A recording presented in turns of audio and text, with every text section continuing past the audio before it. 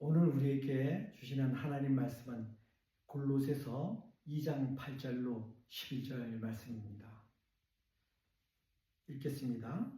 누가 철학과 헛된 속임수로 너희를 노력할까 주의하라. 이것이 사람의 유전과 세상의 초등학문을 쫓음이요 그리스도를 쫓음이 아니니라. 그 안에는 신성의 모든 충만이 육체로 거하시고 너희도 그 안에서 충만하여졌으니 그는 모든 정사와 권세의 머리시라. 또 그 안에서 너희가 손으로 하지 아니한 할례를 받았으니 곧 육적 몸을 벗는 것이요 그리스도의 할례니라. 이는 하나님 말씀입니다. 하나님 감사합니다. 아멘. 모든 편지가 그렇듯이 신약 성경의 모든 편지 형식의 서신서들도 먼저 그 편지를 보낸 동기와 그 배경을 이해하는 것이 중요합니다.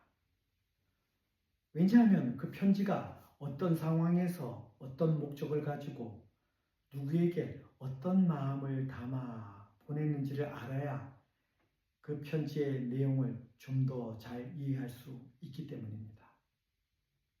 그래서 오늘 바울 사도의 편지를 받는 골로새 교회의 배경과 상황에 대해 먼저 살펴보고 그 이해를 바탕으로 본문을 해석함으로써 오늘을 사는 우리에게 주시는 말씀으로 적용하여 나누고자 합니다.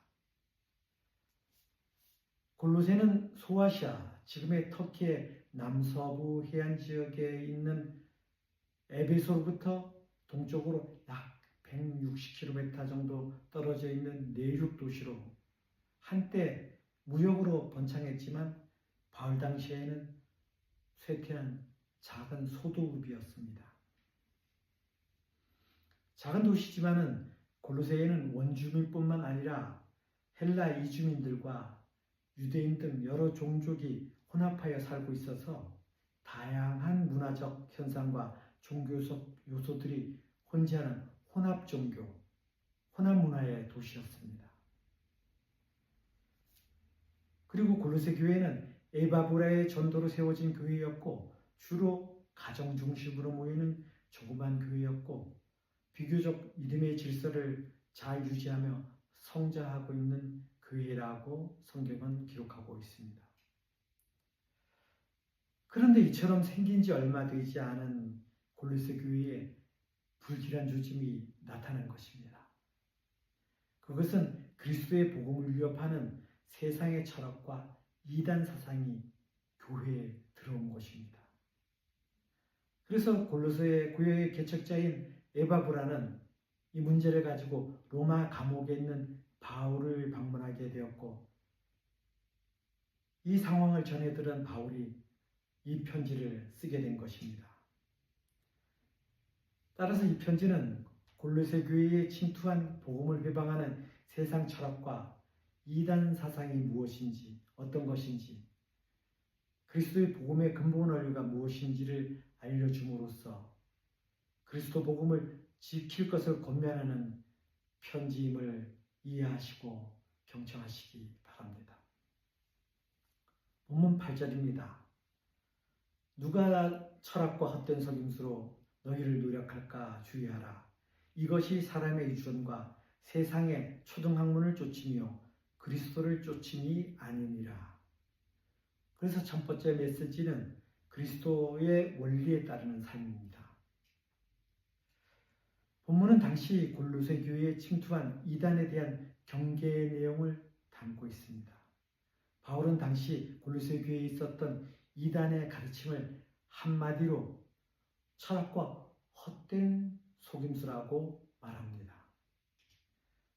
바울 사도의 이 말은 모든 철학이 가치가 없다고 말하는 것이 아닙니다. 바울 사도가 경계했던 철학은 인간의 지적 활동으로서의 철학이 아니라 그리스도의 진리를 왜곡하는 율법주의, 천사 숭배, 금욕주의 성향을 가진 철학을 말하는 것입니다. 중요한 사실은 이들은 그리스도의 보혈을 무시하고 종교적인 열심인 행위가 경건한 삶이라고 성도들을 미혹하는 것입니다. 고린도전서 3장 19절과 20절 말씀 보겠습니다. 제가 읽겠습니다. 이 세상 지혜는 하나님께 미련한 것이니 기록된 바 지혜 있는 자들로 하여금 자기 괴율에 빠지게 하시는 이라 하였고, 괴율이라 하면 교묘한 속임수라는 것이죠. 교묘한 속임수에 빠지게 하시는 거라고 했어요. 하는 것이라 했어요. 또 20절에 또 주께서 지혜 있는 자들의 생각을 헛것으로 아신다 하셨느니라. 헛것으로 아신다고 하셨습니다. 분명한 것은 철학이 어떠한 방법으로 거룩한 인간상을 제시한다 해도 그것이 그리스도의 보혈의 공로를 부정하면 속이는 것이고 헛된 것이라는 사실입니다. 그 당시 골로새 지역의 문화와 종교는 모든 것이 혼재된 혼합 문화, 혼합 종교 그 자체였습니다. 그러므로 문화적으로 물질적으로 번역했던 로마 제국의 종교는 그리스도인들에게 물질적 번영을 강조했습니다. 예수님을 믿는 것도 좋지만 이 땅에서 잘 살기 위해서는 그들의 철학과 종교를 믿어야 한다고 현혹했습니다. 미혹했습니다. 그리고 율법을 강조하는 유대인들은 예수님을 믿는 믿음으로만 부족하기 때문에 경건한 행위들이 있어야 하는데, 할례나 음식에 대한 규례는 여러 가지 율법의 행위들이 있어야 함을 강조했습니다. 오늘 우리의 현실은 어떻습니까? 그리스도를 배척하는, 그리고 그리스도를 멀리하게 하는 헛된 철학과 이단, 돈, 권력과 같은 이 시대가 만들고 우리가 만든 우상의 유혹이 얼마나 많습니까? 인본주의, 자기중심주의, 물질주의, 성공주의, 성취주의, 다원주의, 세상의 풍조와 문화, 이념과 사상, 학문이라는 이름의 세상의 미혹이 얼마나 많고 심각합니까? 이 가운데 여러분의 삶은 어떻습니까? 이것들로부터 자유하십니까? 바울 사도는 골로새 교인들과 오늘 우리의 삶 가운데 세상 풍조와 문화, 사상과 이념, 이단으로부터 자유한지 돌아보고 점검하라고 말하고 있습니다.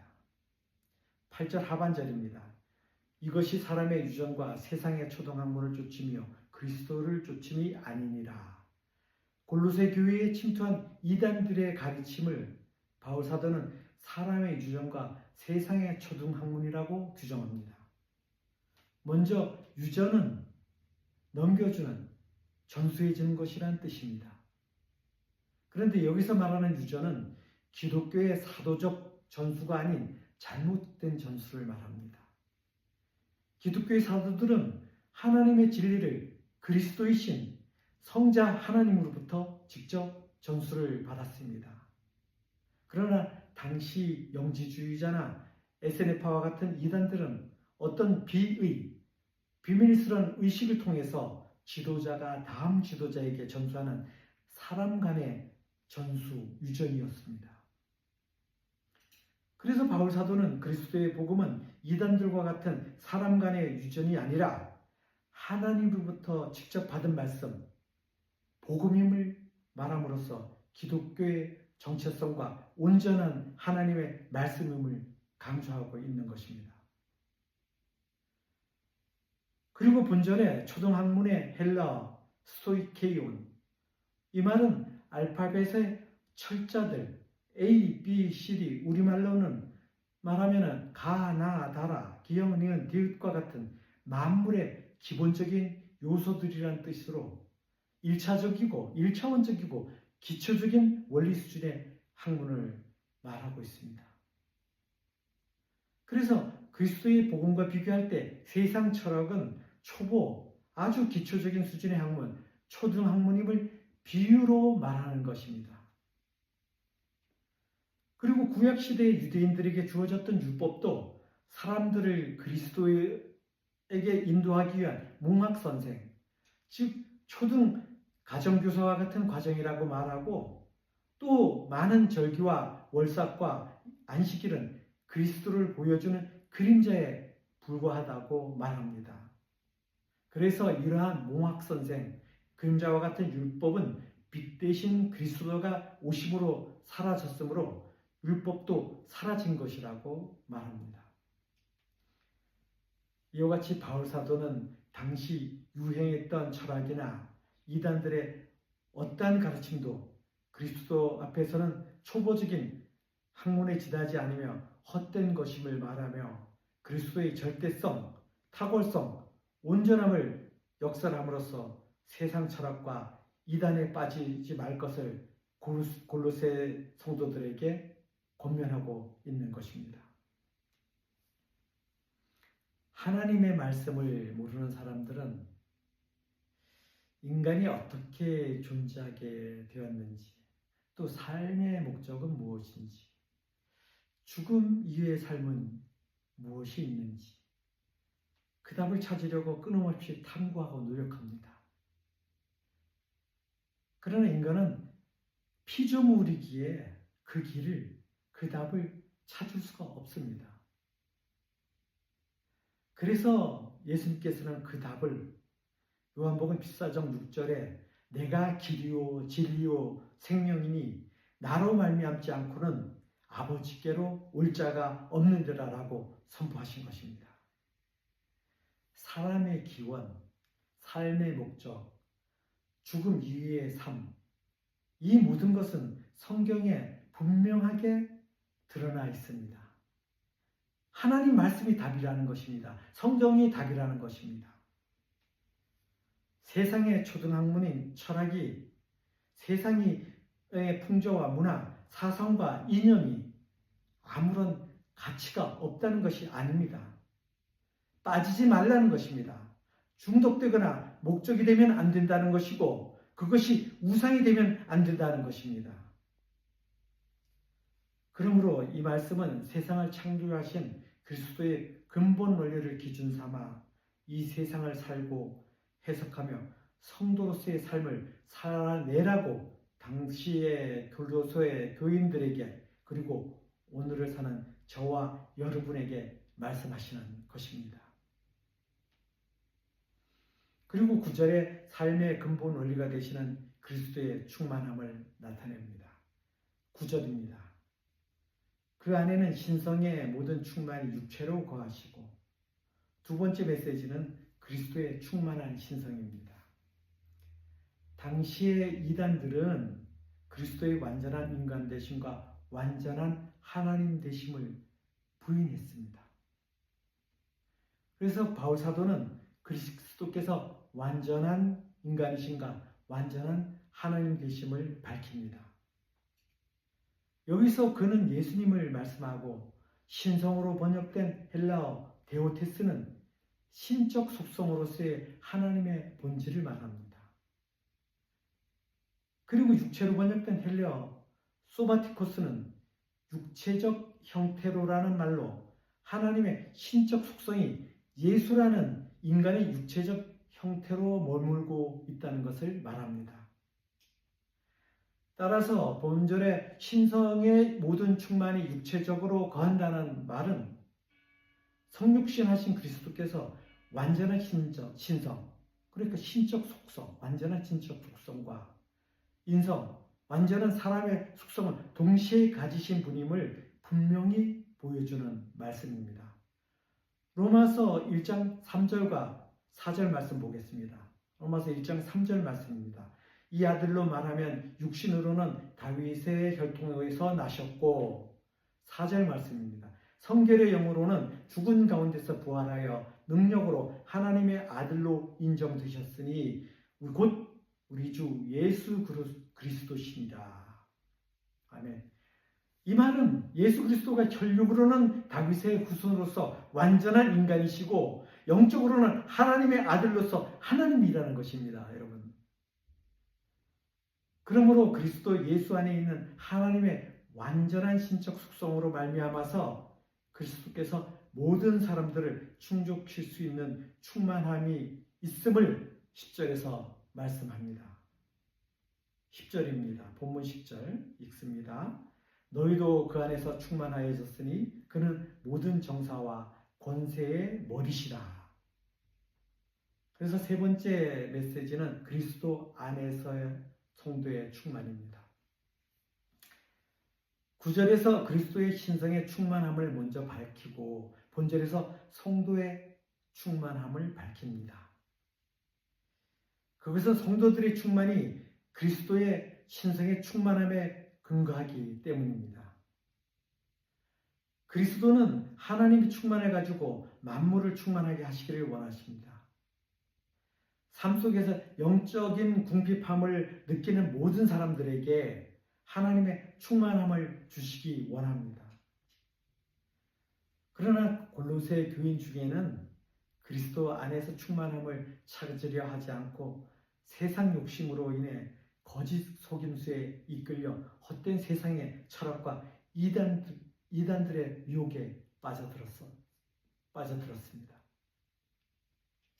그래서 바울 사도는 하나님의 충만이 그리스도 안에 있고 성도들은 그리스도 안에서 충만해져야 한다고 말합니다.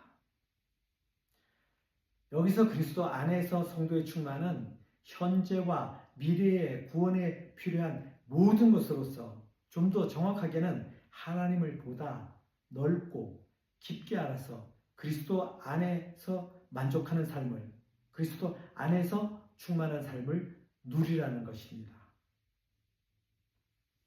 세상의 만족은 없습니다.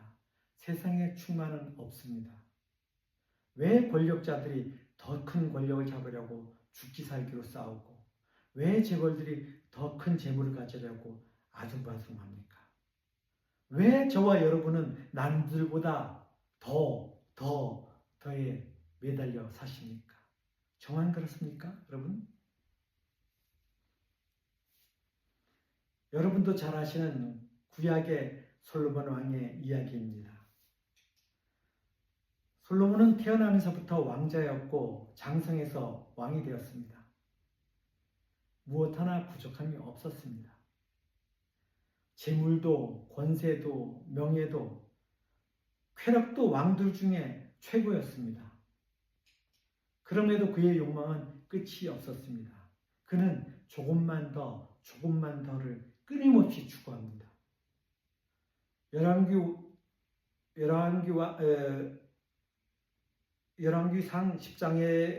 열왕기에서 상 10장에서 그가 얼마나 호화롭게 생활했는지 알 수 있습니다. 레바논의 백항목으로 건축한 궁전에 정금을 입힌 상아로 된 보좌에 금그릇으로 음식을 먹고 아예 궁전에는 은그릇 자체가 없었습니다. 11장에는 그가 얼마나 쾌락에 빠져 살았는지 알 수 있습니다. 후궁이 700명이고 첩이 300명이었습니다. 도합 1000명이었습니다. 그런데 솔로몬은 전혀 행복하지 않았다는 것입니다. 가진 것보다 욕망이 강하면 아무리 많이 가지고 있어도 불행한 것입니다. 그는 하나님에게서 멀어지면서 세상의 욕망에 사로잡혀서 그의 마음은 끊임없이 괴롭고 힘들었습니다. 나중에 깨닫고 회개합니다. 그는 후회에 막심한 가운데 후대 사람들에게 자신이 겪은 시행착오를 알려주고 싶었습니다. 그리고 참여하는 마음으로 기록한 것이 바로 전도서입니다. 구구절절 인생의 헛됨을 노래합니다. 그렇게 욕망을 따라 살았지만 그의 마음속에는 만족함이 없었음을 전도서 5장 10절에 이렇게 고백합니다. 은을 사랑하는 자는 은으로 만족하지 못하고 풍요를 사랑하는 자는 소득으로 만족하지 아니하나니 이것도 헛되도다. 은을 사랑하는 것이 무엇입니까? 돈을 사랑하는 것입니다. 돈을 사랑하는 자는 돈으로 만족하지 못하고 풍요를 사랑하는 것입니까? 부요를 사랑하는 것, 풍요를 사랑하는 것.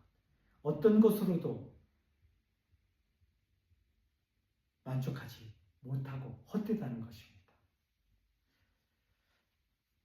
욕망은 하나님 대신 세상을 사랑하는 것입니다. 참된 만족은 오직 하나님으로부터 오는 것이므로 하나님을 대신할 수 있는 참된 만족은, 참된 충만함은 세상 그 어디에도 없다는 것입니다. 그리고 전도서의 결론으로 이렇게 증가합니다. 전도서 12장 마지막 장이죠. 1절과 마지막 절 13절입니다. 먼저 1절입니다. 너는 청년의 때에 너의 창조주를 기억하라. 곧 곤고한 날이 이르기 전에 나는 아무나게 없다고 할 해들이 가깝기 전에. 13절입니다. 일의 결국을 다 들었으니 하나님을 경외하고 그 명령들을 지킬지어다. 이것이 사람의 본분이라. 젊은이들에게만 하는 말이 아닙니다. 하루라도 젊었을 때 하나님께 돌아오라는 호소입니다. 실수할 수 있습니다. 잘못하고 죄 지을 수 있습니다. 저 자신은 물론이고 세상 그 누구도 죄로부터 자유로울 수 없습니다. 그럼에도 돌아오라는 것입니다. 하루라도 빨리 하나님께로 돌아오라는 것입니다. 그리고 하나님을 사랑하며 그 말씀대로 사는 것이 성도의 본분이고 의무라는 것입니다. 그 의무가 그리스도 안에서 충만함의 축복이라고 말씀하십니다. 이와 같이 그리스도 안에서 충만의 축복임을 기억하며 살아가는 저와 여러분 되길 소원합니다. 10절 하반절에 그는 모든 정사와 권세의 머리시라. 바울 사도는 1장 16절에서 정사와 권세는 예수 그리스도를 위하여 창조된 피조물임을 분명히 선언하였습니다. 그리스도께서 피조물을 창조하신 목적은 당신에게 영광과 존귀와 찬양을 드리도록 하기 위함이었습니다. 이러한 경배의 대상이신 그리스도는 모든 피조물을 창조하신 하나님이신 것입니다.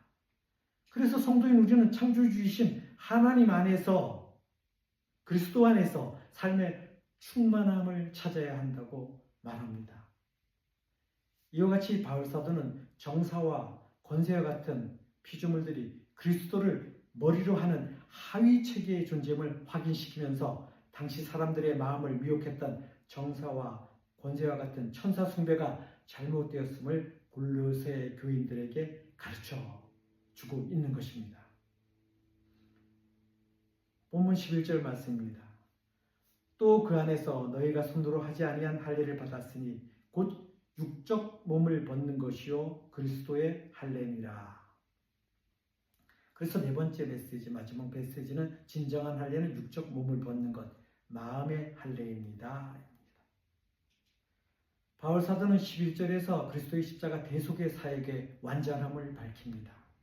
이것은 그리스도의 속죄 사역이 완전해야만 다른 조건 없이 오직 그리스도를 믿음으로 인해 구원에 이른다는 논리가 성립되기 때문입니다. 그런 의미에서 본단락은 기독교의 핵심적인 근본적인 진리를 다루는 중요한 부분이라 할 수 있습니다. 경청하시기 바랍니다. 바울 사도는 성도인 우리는 그리스도 안에서 하나님의 백성의 표시인 할례를 받았으되 육체의 할례가 아닌 그리스도의 할례, 곧 마음의 할례를 받았음을 밝힙니다.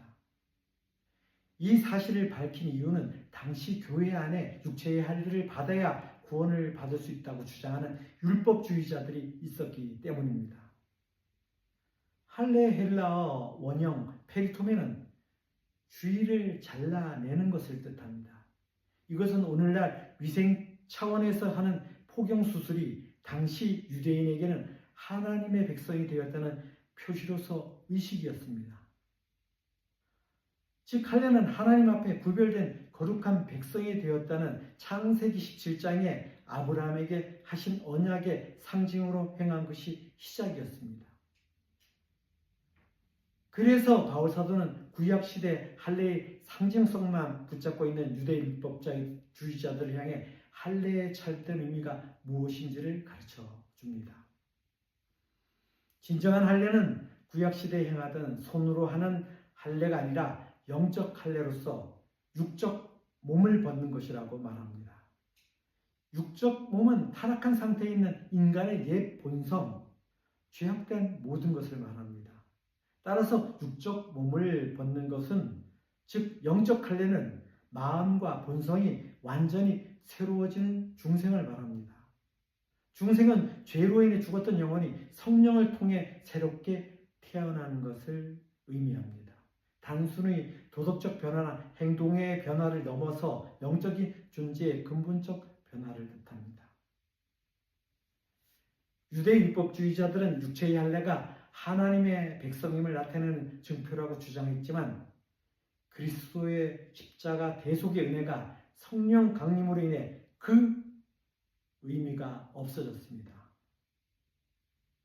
로마서 2장 29절에 이렇게 말씀합니다. 오직 이면적 유대인이 유대인이며 할례는 마음에 할지니 영에 있고 율법 주변에 있지 아니한 것이라. 그 칭찬이 사람에게서가 아니요 다만 하나님에게서니라. 그렇습니다. 오직 성령 안에서 마음이 새로워지는 것이 하나님의 백성인 성도에게 요구되는 마음의 할례라는 것입니다. 마음의 할례는 마음의 가죽을 베는 것으로 마음의 본질적인 변화를 말합니다.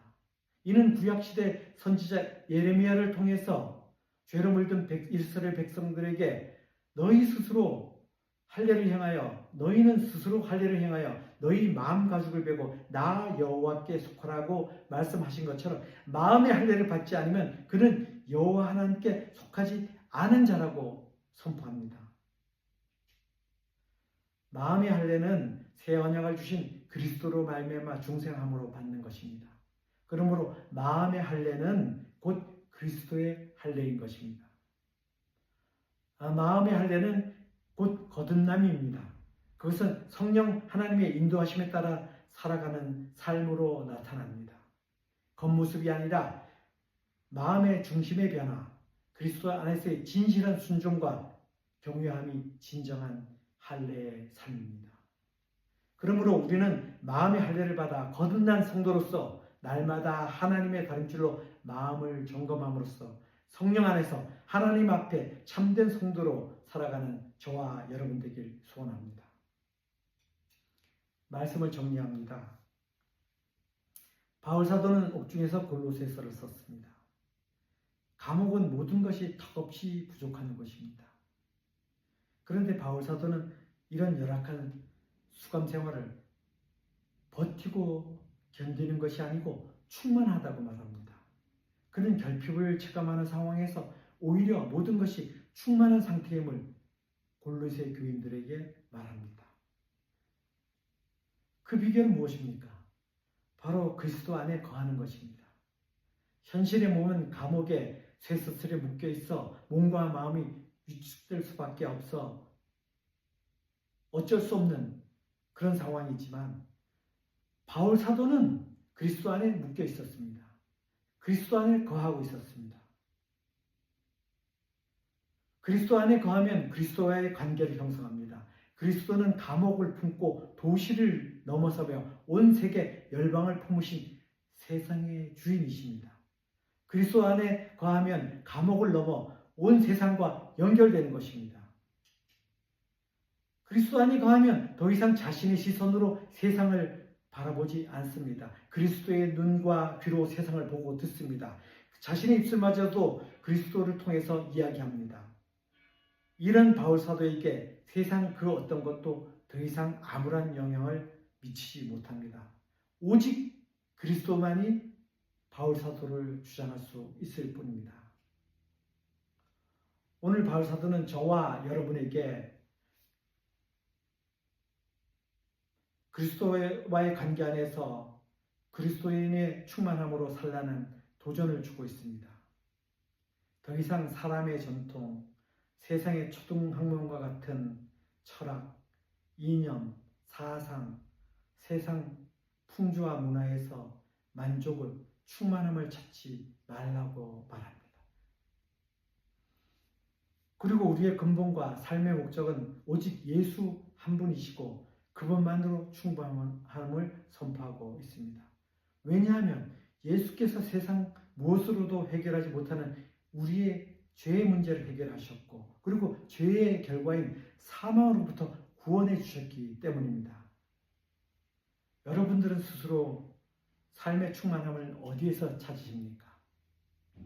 지식에서 찾으시나요? 성취, 성공, 부와 명예, 건강에서 찾으시나요? 솔로몬 왕하면 어떤 말이 떠오릅니까? 지혜라는 말이죠. 그런데 오늘 솔로몬의 얘기처럼 하나님의 지혜가 아닌 세상의 지혜는 물론 세상의 그 어떤 것도 언젠가 결국은 모두 무너지고 썩어지게 되는 헛된 것들이라고 말하고 있습니다. 세상의 것은 충만함이 아닌 우리를 공허와 거짓의 속임수로 더 큰 가르급함, 더 큰 공허함으로 더 큰 후회와 고통을 가져다 줄 뿐입니다. 그렇습니다. 우리의 만족, 충만함은 영원하신 성자 하나님 예수 그리스도 안에서만 온전히 채울 수 있습니다. 그러므로 우리가 그리스도와의 관계 안에 있음으로 인하여 그리스도의 시선으로 세상을 바라보고 그리스도의 눈과 귀로 세상을 보고 들으며 그리스도를 통해 나의 입술이 말하게 하시고 오직 그리스도만이 나를 주장하심으로 충만함으로 살아가는 저와 여러분 되시길 소원합니다. 찬송가 가사처럼 우리가 지금은 영원한 천국을 향해 가는 나그네이고 영원하고 화려한 천국에 오늘이 될지 내일이 될지 모르지만 멀지 않아 가게 되는 성도임을 기억하기를 소원합니다. 그래서 지금 이 세상에 살아있을 때 나를 회복시키고 충만케 하시는 하나님, 그 복음의 기쁜 소식을 널리 전하며 살아가는 저와 여러분 되시길 예수님의 이름으로 기도드리며 말씀을 마치겠습니다. 아멘.